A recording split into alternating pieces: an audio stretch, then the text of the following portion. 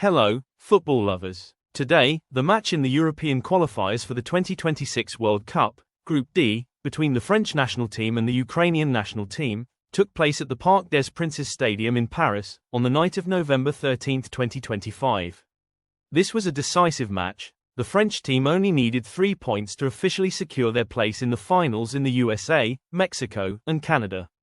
Entering the match, the Ukrainian team, under the guidance of coach Serhiy Rebrov, adopted an extremely disciplined deep defensive strategy, low block, at the Parc des Princes. The clear objective was to block space, especially in the central area and outside the box, to neutralize France's fast-paced attacking prowess. This tactic proved effective throughout the first 45 minutes, causing significant difficulties for the hosts. France took a total of 10 shots in the first half, but only 3 were on target, partly thanks to the effective saves by goalkeeper Anatoly Trubin. Coach Deschamps acknowledged his team's shortcomings in the first half after the match. "We didn't put enough speed into our passing or our movement. Too many drops, not enough forward play." A notable factor was Ukraine's excessive passivity in attack. The visiting team managed only 1 shot throughout the entire match, and more importantly, had no shots on target.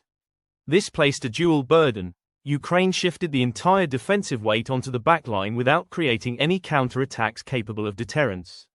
Although the solid defensive play kept a clean sheet for almost an hour, the absence of any counter-attacking threat allowed France to push their lines high and continuously apply pressure.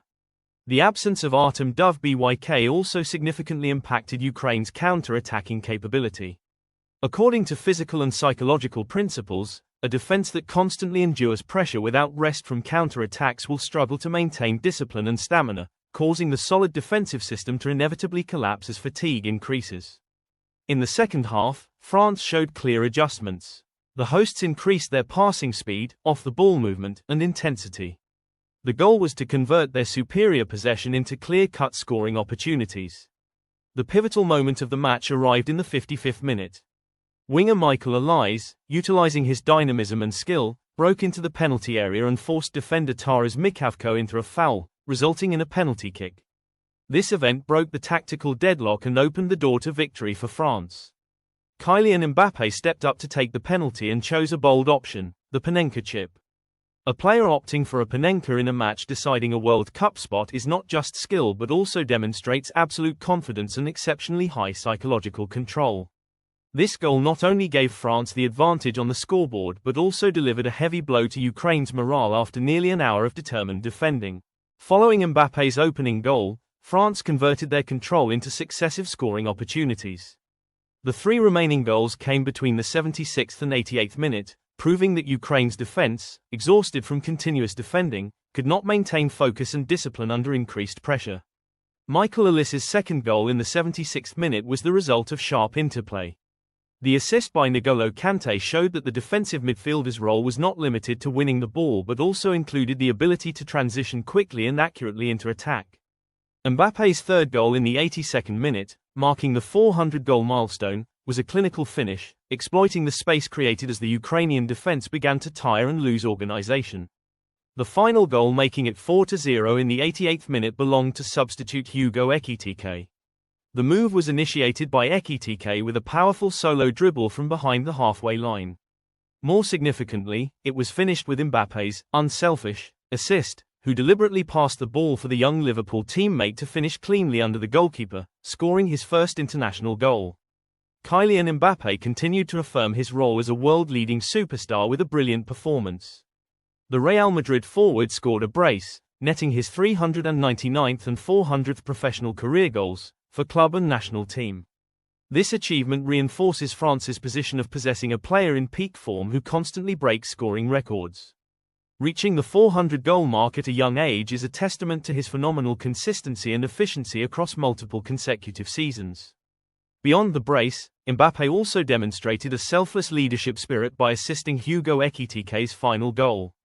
This act showed the captain's maturity, prioritizing helping a young teammate make his first international mark, rather than striving for a personal hat-trick. With a total of 55 goals for the French national team, Mbappé is now just 2 goals shy of Olivier Giroud's record for the all-time leading goalscorer for Les Bleus. Michael Olise, currently playing for Bayern Munich, was rated by experts as the man of the match.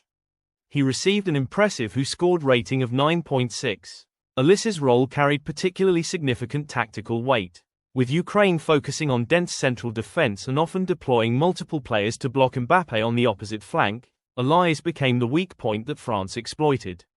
Olise's dribbling skill and speed earned the penalty that opened the scoring. He then scored France's second goal himself in the 76th minute.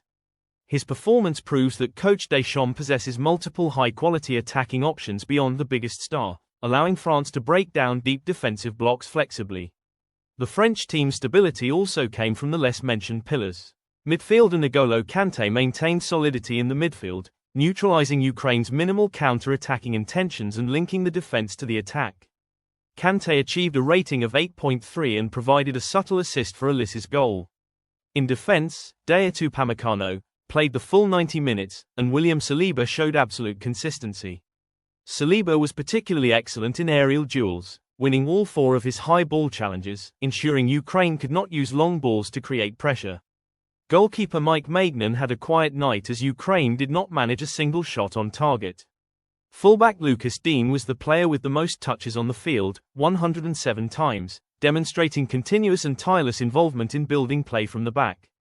With this victory, France not only officially qualified but also strengthened their hold on Group D's top spot with 13 points after 5 matches. Coach Deschamps, who is confirmed to conclude his tenure after the 2026 World Cup, expressed pride that the French team must always be present at every major tournament. Securing qualification early provides an extremely important strategic advantage. France can use the final match against Azerbaijan to test reserve tactical options, manage the fitness and avoid injuries for key players, and evaluate substitutes. The squad's diversity, demonstrated by the performances of Olise and Ekitike, shows that France is not overly reliant on Mbappé, cementing their status as a professional and comprehensive championship contender at the 2026 World Cup featuring. While France celebrated, the situation in Group D remains tense for the second place, which secures a playoff spot. Ukraine and Iceland are currently tied on points, 7 points each. The ticket will be decided in a direct confrontation between the two teams, scheduled to take place at a neutral venue in Warsaw, Poland. The heavy 0-4 defeat to France severely damaged Ukraine's goal difference. This reality means Ukraine is almost obliged to win their final match against Iceland to ensure the second position. Personnel challenges weigh heavily on Ukraine. Key striker Artem Dovbyk, Roma, has been confirmed to miss the upcoming life or death match due to injury. This presents a crisis test for coach Rebrov's management, who needs to find tactical and mental solutions to compensate for this deficit. Despite the heavy defeat, coach Serhii Rebrov quickly refocused the team's spirit, concentrating on the immediate task. We lost 0-4, but we have time and opportunity to fix it on Sunday. The ability to mentally and tactically recover without Dovbyk will be the decisive factor in Ukraine's fate in the World Cup 2026 campaign. Our football analysis bulletin concludes here. Thank you for tuning in. What did you think of the match between France and Ukraine? Please leave your opinions in the comments section below, and don't forget to like and subscribe to the channel so you don't miss our future analysis reports. Goodbye and see you again.